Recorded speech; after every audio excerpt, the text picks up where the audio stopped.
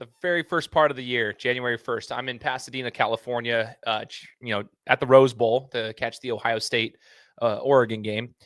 First time at the Rose Bowl, super cool experience for me and my wife. As you guys know, if you guys listened to our episode together when my wife joined me, she's a huge Oregon fan. I'm a huge Buckeyes fan. Got the opportunity to go see them play for the second time this year. Anyway, as we're at the game, taking it all in, meeting new people, chatting with the fans, we had a gentleman that was standing right next to us, and through just conversing with him for a brief period during the game, got to find out that he is an official for women's college basketball. And I asked him if he would be willing to join me for a podcast, and he said yes. So here we are. You're going to hear this awesome interview with MJumbe Williams, who is a college official. But what you're going to learn in this podcast interview is he's more than that, though. He's had experience in the Drew League, which he's been part of since he was 14 years old. He played professionally overseas in Japan.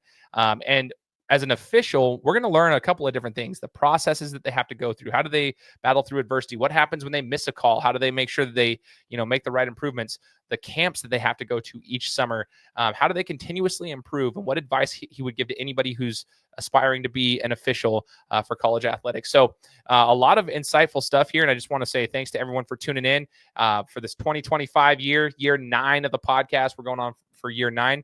Super grateful for everybody who's tuned in. Make sure to hit that subscribe button or the follow button on YouTube. If you haven't checked out YouTube, or if you're watching this for the first time, follow me, because we'll be coming to you every week with new interviews, and I would love to communicate with you guys. So help us out there. Get ready for this one. This is the Gametime Guru. So what time is it? Game time. This is the Gametime Guru podcast, where I interview sports figures from all over the world to help deliver a panoramic view on sports. So whether you're a former athlete, one of the crazies, or simply a casual sports fan, this is the perfect show for you as we peel back the curtains and learn from our guests every single week. I'm your host, Shane Larson, and I'm helping you see sports through a different lens. What's going on, everybody? Welcome out to another episode of the Gametime Guru podcast. Shane Larson here, host of the show. We are now into 2025, 8 years running this podcast. I'll say it every time, but if you are new to the show, welcome aboard. We have had this show downloaded in 182 countries, all 50 states over the last 8 years. It's grown immensely because of the people like you guys for tuning in and sharing the podcast. Even if you just listen to one episode, it really helps out because it gets out to new people. And that's the whole point of this, is bringing on amazing guests, let them share their stories, and then having new listeners every single week. So as you guys heard in the introduction, this one's a very special one for me because our guest, random connection, but I happened to be at the Rose Bowl with my wife in Pasadena, California, just a week ago at the time of this recording. And our friend here, his name's MJumbe Williams. He happened to be standing right next to us, enjoying the game just like us, just having a good time, taking it all in. And then through a little conversation, come to find out that, he's pretty heavily involved in the athletics world as an official for basketball. And so for women's basketball specifically. So we'll get to, learn about him. But MJumbe, I just want to say thanks for joining the show, man. Oh, man, thank you for having me on this platform, man. I just look forward to diving in and, sharing some insight on this world of refereeing. Heck yeah, man. One thing that's interesting before we get going is, because I met you at the Rose Bowl, you were wearing an Oregon jersey. What were your overall thoughts of the actual bowl game and the atmosphere and the experience? I know you're down there quite a bit, so it's not like anything probably new to you, but what was your thoughts on that? First of all, I think that a lot of people from California take it for granted, especially Southern California, just to be able to get up, enjoy that weather, and just go to a game like that. Oregon is probably the only West Coast team that we have right now that's pretty good to root for. So that's why I had on my Oregon Duck jersey. But I just wanted to go experience it and run into different fan bases that actually love the game, travel with their team, and just enjoy it, man. It's just so beautiful to see. Football brings a lot of people together. And that's one thing I love about college football over any other sport. That's so cool, man. I thought it was dope that you were just chilling there. I'm like, I like this guy's vibe, dude. It's just chilling there and enjoying it. And I'll say this. You made a comment when we were at the game, it was I don't know, maybe 60 degrees, 50 degrees at that point when the sun went down. And I'm like, dude, it felt great out there. You were saying it's getting kind of chilly, but I'm like, dude, this weather out here, man. I tell you what, MJumbe, it's 70 degrees and sunny until the sun goes down. Like, it is beautiful down there. I think it's incredible. So I definitely miss it. The last week I've got back to Idaho. It was 30 degrees when we returned home on Thursday of last week, and I just was like, oh, dude, I could go back there all day, every day, and just like live in that sunshine. Just chill. Hey, but y'all song was amazing, though. I don't know what song that was. It was dope. I'm like, it's catchy. It's a bomb. I'm like, yeah, I like this song. I ain't even from Ohio. I'm going to find this song. Dude, yeah, it's called Hang On Sloopy. And I remember I told my friends at work about you because I was like, dude, our friend next to me was just like, it's a catchy song. It was kind of cool. So, yeah, it's awesome, man. I love that you enjoy sports and all of that. So, as we talk about your profession, MJumbe, just kind of being an official for college athletics, I'll tell you this, being straight up. I mean, I've only met you once, but everybody who knows me, I'm a basketball player, former boxer. My thing is that I absolutely have a bad relationship with officials, typically speaking, but I've gotten better in my years. And so people that are listening to this are going to tune in specifically because they know that you're an official. They're going to be like, oh no, what's Shane going to say? So this is where I'm actually really excited to bring you on and get to know a little bit about it. So before, let's rewind the clock a little bit, man. Let's get to know you as your athletic background, just kind of what got you before you even became an official for college athletics. What was your background in sports or basketball in particular? I played at a Division II, Arkansas Monticello, went to the Sweet 16. Then growing up here in Los Angeles, California, we have a thing called the Drew League. So the best competition come during the summertime, and we test our talents against them. And it's just a great competitive league that helped me get to the point where I was at in my professional career, went overseas, played in Japan for a year. Once I realized I wasn't getting nothing else after that, I'm like, you know what? I got to do something. So I finished up, got my bachelor's and all that stuff. And I'm like, I need some extra money because teaching ain't going to pay enough. So then I started with refereeing. Now, understanding the game, I didn't understand the part about what it took to really become a referee. And I believe that's why it took me so long to get to the level that I'm at. You got to have the same respect as you do for actually playing and the preparation. You got to have that same respect and do the same thing like you would if you're trying to get that spot for an overseas team. So that's where I'm at with it. My mentor, he put me on to it, and I was just like, you know what? I'm gonna try this, and I'm gonna take it as far as God gonna allow me to take it. And that's where we at now. No, I love that. So when you talk about preparation, MJumbe, like when you're about to ref a game, right? And you know what games are on your schedule.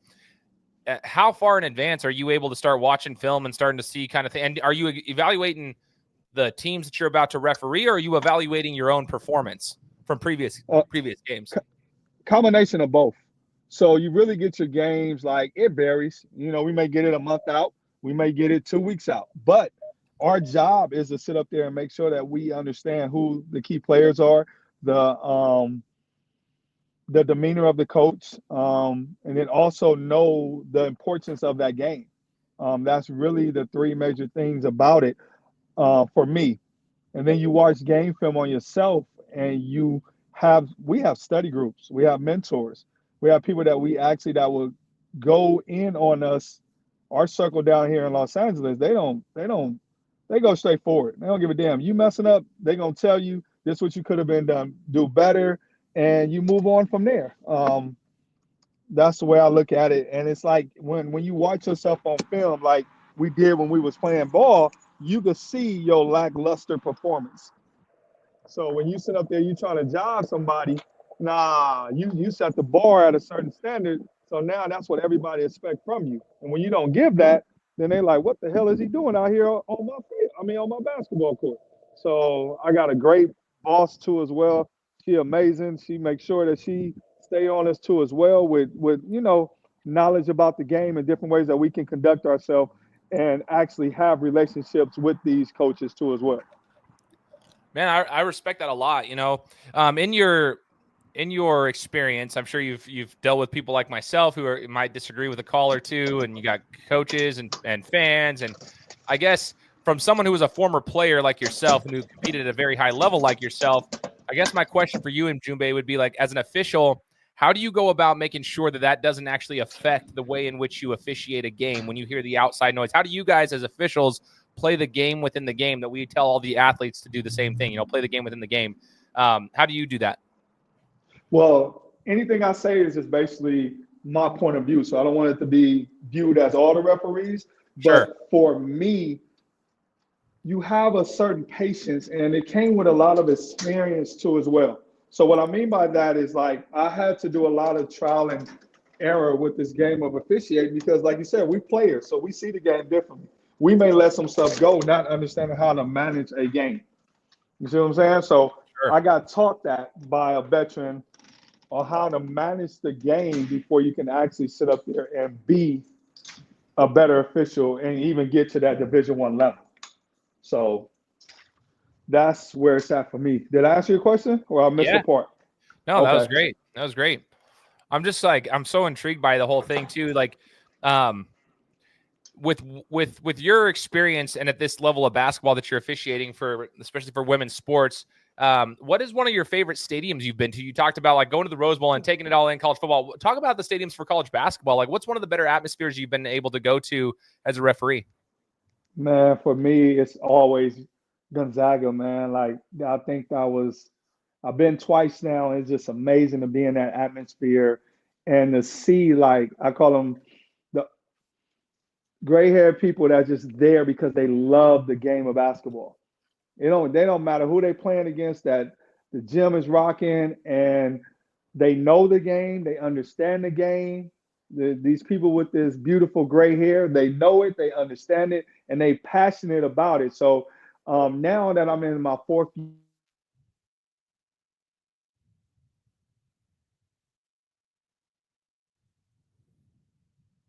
so that's what I do now, just to get a vibe and get an understanding of the area of what there is. Because again, living in California, Southern California, we take a lot of things for granted because we got so many different things that we could be doing all the time. Sure, for sure. No, that's awesome, man. I've always wondered too, from an official standpoint, like if you miss a call that might, be considered detrimental to a game's outcome, right? Then it happens. Just like a player misses a shot or something happens, the player turns the ball over. Well, officials will miss calls at times, and sometimes they come at the wrong point of the game where it can be detrimental to the outcome. I guess my question for you is, how do you personally, again, this is your point of view as an official, Right. not speaking for everybody, but how do you go about not allowing that to affect you moving forward? I guess like my whole point, and maybe it goes to your other answer that you had already, but does it affect you in a way where you lose sleep over it, or you're harping on that the whole travel back home and stuff like that? Like, have you had any experiences like that? And if Hell so, yeah. how'd you overcome them? Hell yeah. Hell yeah. Because you watch film because you know you're better than that. Your training prepared you to be better at that point in time. And like you said, like I told you, it comes with experience too as well. And you're going to make mistakes. So I got to reset during that course of the game. Like, you have self-talk. For me, I always got a song in my head. And every now and then I get caught singing it on court, but I always got a song in my head. And I always got to figure out a way to reset if I miss something, if I feel as though the game is getting out of control, my own personal feeling. But then you always have two partners too as well that you could talk to about stuff while you out there. Our number one thing, don't leave nothing on the court. Don't come back telling me in the locker room that I should have called this, I should have did that. Nah, get it out there. Because the best thing to do is you mess up, you can learn from that. Everybody's not going to be perfect. And like, I can use coaches, for example. We may miss a call, and I know I got to run past that coach. I'm going to take some of that heat that coach is going to give me. I'm going to let you go a little bit further than I normally would because I know I may have missed that call. And the person that I am, coach, I missed it. I did. No. I understand. I'll never forget my first year in. I was at a certain school, and I called a double dribble, and it wasn't. It was at the end of the game. I got a call from my mentor and my boss. But the call was, you got to understand the timing of the game. You got to understand the type of call that you're making. You got to understand it. And it wasn't the right call to begin with. So it ate me up in the locker room. I was in Seattle, but I learned from that. So now you let things start, develop, and finish. That's our biggest thing as officials. Start, develop, and finish. And when we do things like that and we trust the system that we have, then it makes it a whole lot easier on us. We're going to miss calls. You're going to be upset as a player sometimes. And I may let you vent, but they need to learn how to vent with words and come up to us and talk instead of venting with actions. Because when you vent with actions, everybody around the country can see it. So now you upstaging us. And some people threshold is longer than other folks. I know mine is. Sometimes I just like, okay. But when I get to you, I'm gonna talk to you and I'm gonna let you know, hey, we can't be disrespectful towards each other like that. That's not gonna happen on this court. And that's just the way I deal with it. I love that, man. That's actually really cool, really insightful too. Yeah. And it's cool to just hear. They know like the officials, they miss calls, and they know they miss calls. Like you said, like you miss a call, but it's how you handle it. But it goes two ways, right? The players, Yeah. the coaches, they have to act accordingly as well. I will say, while I did lead my high school in technical fouls my junior and senior year, I will say, flash forward 18, 19 years now, as a coach, I coach basketball at the club level. So we do traveling around the country. I have only had one technical foul in 4 years. And that wasn't even bad. I don't even know what I did wrong. So I've gotten much better and much more respectful towards the referee. So I just hope I've gotten a lot better.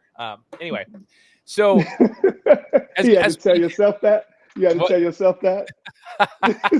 I don't believe it. I tell all my people, they all know that I'm a fireball. Like I get fired up, but I typically I'll tell my kids, stop talking to the refs. Oh, you're one to talk, coach. I'm like, dude, no, for real. I've only got one technical, got one T. That's it. So I know I love it. So MJumbe, if we look back, I mean, obviously you have the experience playing. I actually wanted to unbox something. I forgot to do that. The Drew League. Okay. You mentioned the Drew League earlier, that you had a chance to compete in the Drew League. Talk to us about that. People from my walks of life, like mine, we're in Idaho.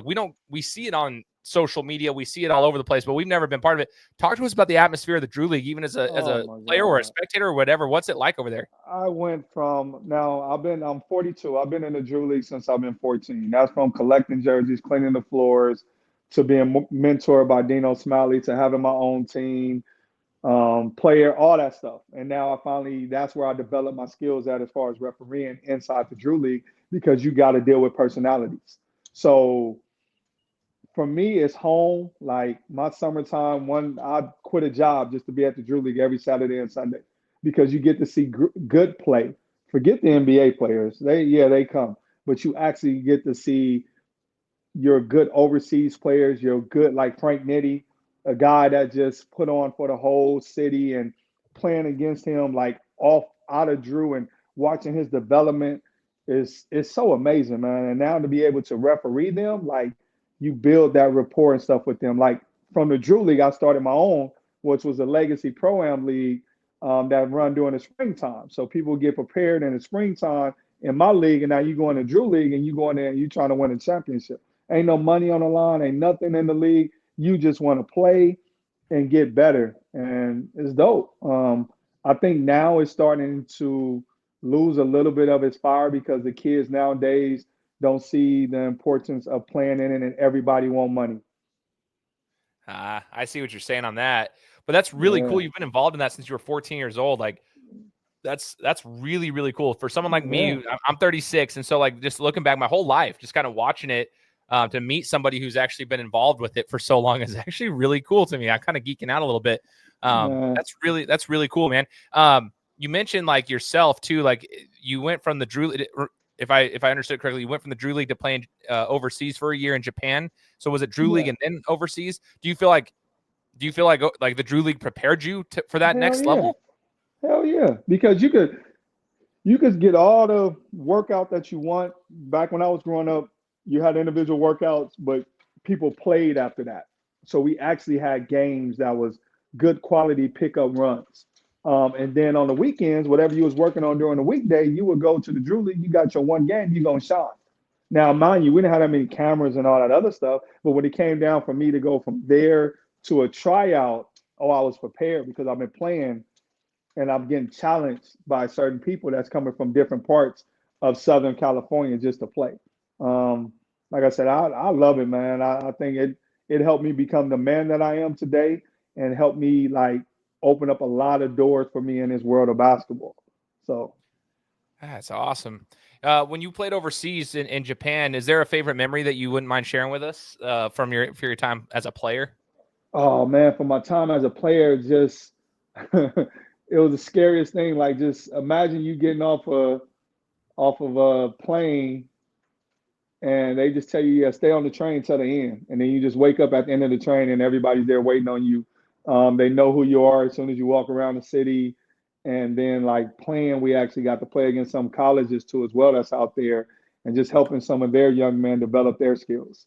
Um, and then learning what I learned most about that, like your body language, man, your facial expressions. Not knowing that, um, it kind of hurt me in a sense, but I'm okay with it because if I knew what I knew now, you can sit up there and cuss somebody out. But if you got a smile on your face and your body language is upbeat, nobody know what you're really saying.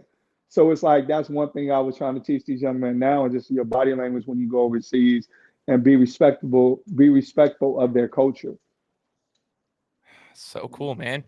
Um, a question I had, I wrote it down. One of the things I kind of want to know is, like, in your opinion, having been now you're involved with the women's basketball side of things, what is the state of women's basketball? I mean, it's been pretty hyped up for the last little while. I mean, Caitlin Clark last year and Angel Reese and the whole women's college basketball just skyrocketed. And the WNBA kind of like the media has been, spotlight on it for the last 2, 3, 4 years. And it comes and goes in waves. But I'm just curious what your thoughts are with the level of play, number one, and number two, just what's the state of women's basketball like in your opinion? Number one, the state of women's basketball is taking over. And I give you that because if you look at college basketball right now, there's probably only one person that you can name in college basketball. And and we are into sports, right? So you Yeah. probably may know your home team, like Ohio State, you may know some of them, right? But let's talk about a national name. There's only one name that we could probably name right now. And I'm looking at him right now, and that's Cooper Flat. Yeah. After that, Not wrong.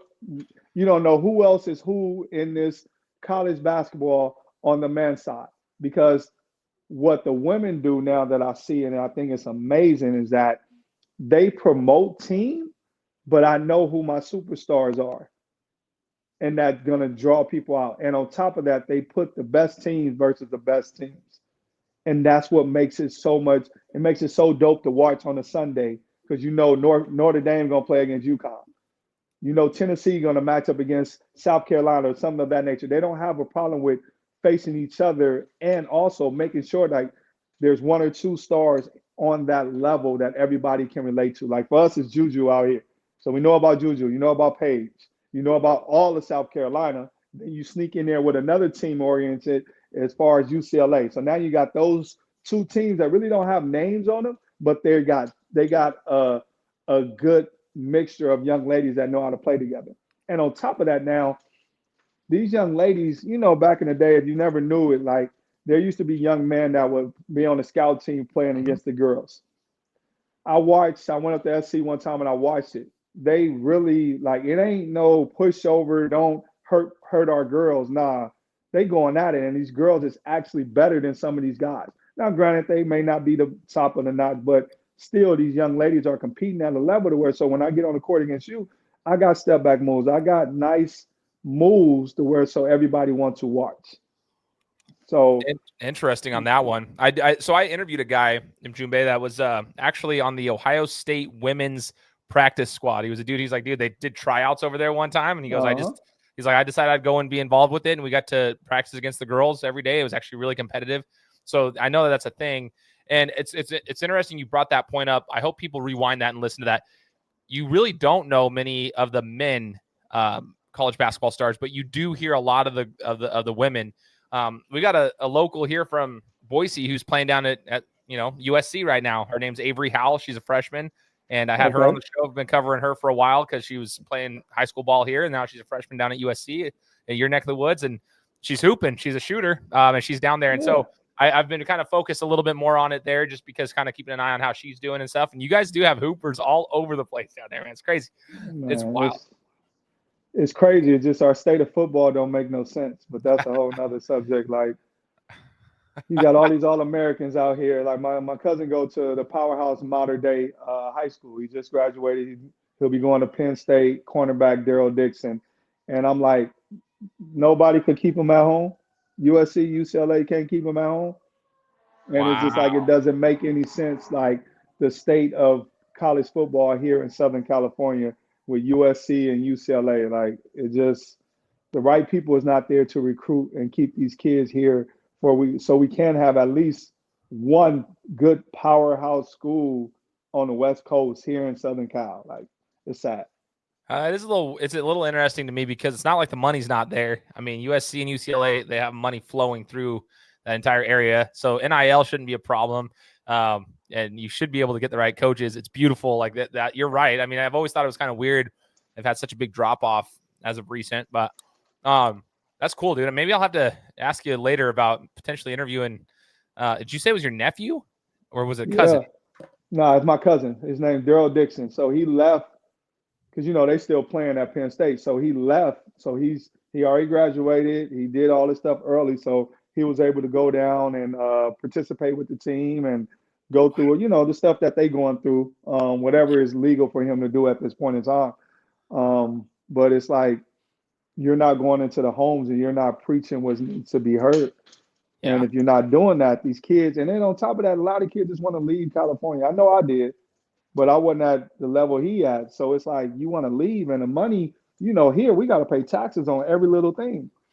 So like for me, I'm predicting SMU is going to be a powerhouse in the next 5 years because you got a lot of oil money there, and you ain't got a lot of taxes there. So SMU gonna be back. You're actually not wrong on that, to be honest. Like there's to California, you might make some money, but you're gonna be giving it back for a little bit. It's so true. Yeah. Man, I'll tell you what, real quick on that point, just 3 days in California. If I didn't have that whole trip like paid for through my other stuff, like 3 days in California with a flight from Boise to Los Angeles between my wife and I, if I did not have that paid for, it would have cost me $3,500 for 3 days in California between hotel, flights, and then the food and the Rose Bowl tickets. I was like, dude, it is you go to freaking any food place over there, you're dropping $40 minimum on 2 people. Like it's just like it's wild down there, but it is beautiful. There's the caveat. So yeah, but you said it, man. Like you said it, but I just don't understand. I don't know how it's possible, but props to you guys for making it happen. You know what I mean? MJumbe, if you look back at your career and even what you're doing right now as an official, what's the biggest like life lesson that basketball has taught you, but specifically, let's just say from the officiating standpoint, what's the biggest life lesson for you as an official that you've learned from being around the sport in that capacity? Man, you got to be patient. Going through the process of, can I break down the process for you? Yeah, please. What we got to go through. So we have to go to camps. We go to camp every single summer. You may get picked up, you may not. And you got to continue to go. They may tell you some things to work on, but they're not obligated to tell you anything. They may just tell you to keep coming back.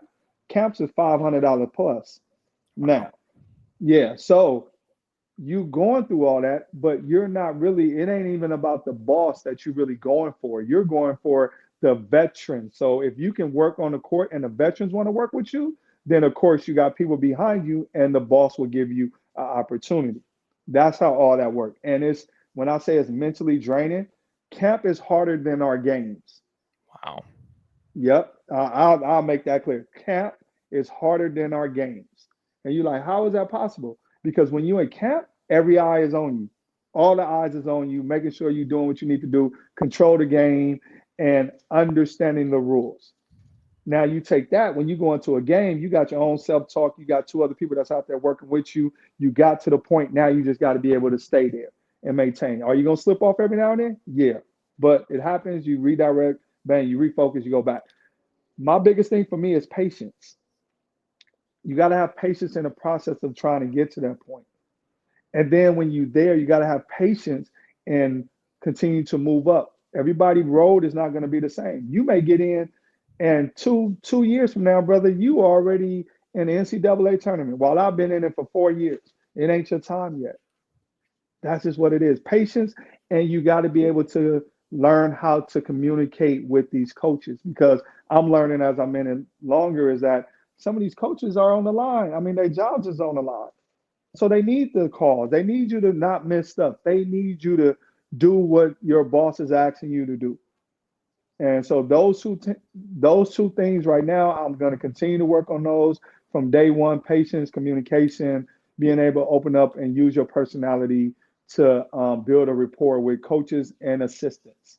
Because if you're in the game long enough, that assistant is going to be a head coach somewhere. And when you build that rapport with them and you show them respect, it goes a long way. Oh, I got MJumbe on my game. I remember when I was at such and such, he showed me respect. He came and talked to me.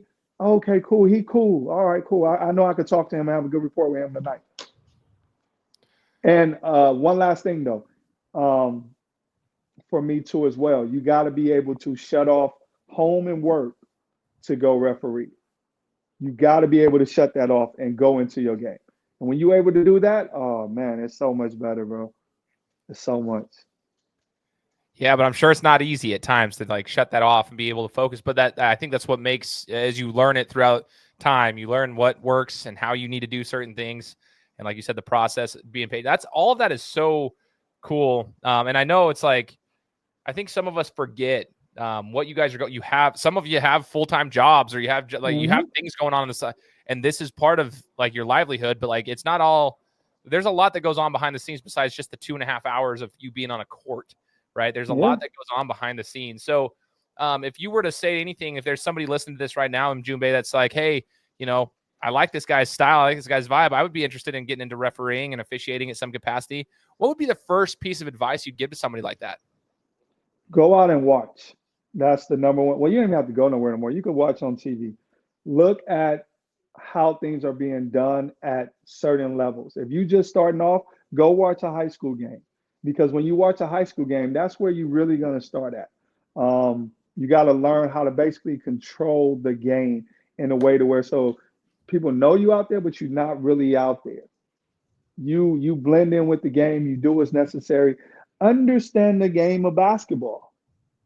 Don't just look into a book and read it and, I know all the rules. No, know how to apply those rules. Know what fit at certain times.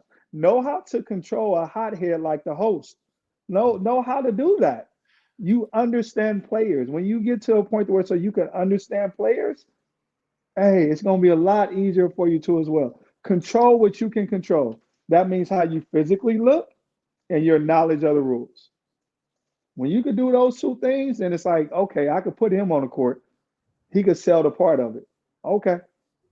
So these are the things that I would tell people to do. And when you get into it and you got to do this red ball and you have to do AAU, that's where you gain your composure at. That's when you sit up here and learn what you're going to tolerate and what you're not going to tolerate. And when you learn at that level, fine. And don't overwork yourself. Don't be out there for 8 games. Don't be out there for 6 games, because what you're doing is you run into a coach like you on game number 6, and you need this game to go to the championship or whatever, and I'm all out of gas. I ain't got no energy. I'm walking. I ain't doing nothing that's productive for these kids or for you. And that's the problem that we have. I know we got a shortage of officials right now, but if you're going to do it, make sure you respect the game. That's interesting you say that, though, because I do coach club ball, right? And so I'm at the AAU circuits all over the place. And that does happen a lot. Like late in the tournaments, day 2 or day 3, some of the officials are just burnt out, And, man, I love that you mentioned, I just want to reiterate that you mentioned composure, especially on the AAU or high school scene. Like parents especially. I mean, some of the parents I don't understand how they are. I'm so grateful that my parents never actually said anything to a referee, because like some of the parents that I've had to like multiple times had to go and talk to them as an AAU coach, right? Because you have to get them. You're responsible for the parents, so it's like walk over there because dude, they're going wild, and it's insane the things that are said.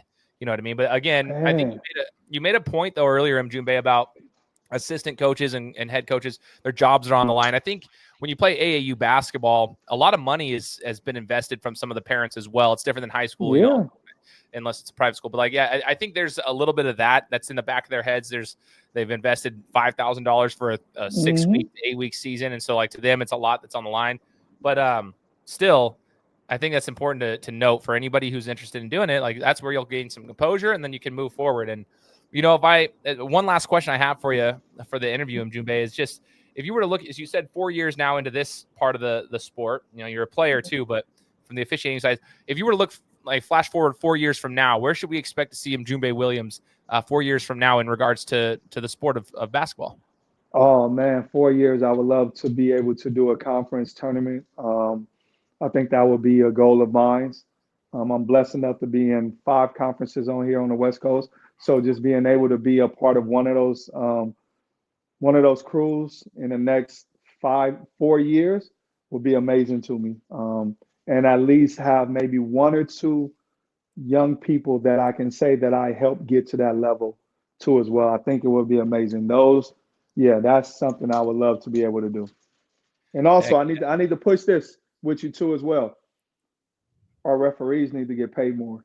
I give you a breakdown from, especially on AAU level. You got parents that's paying $15 every day to get in, if not a $25 pass for 2 days. You got 2 parents coming from 1 kid, that's $50. Then you got the teams paying almost $200 to put in a team, right? So all this money is coming in and generating, and we could just do that times 10. And then you got a referee that's sitting up there only making $35 to $40 per game.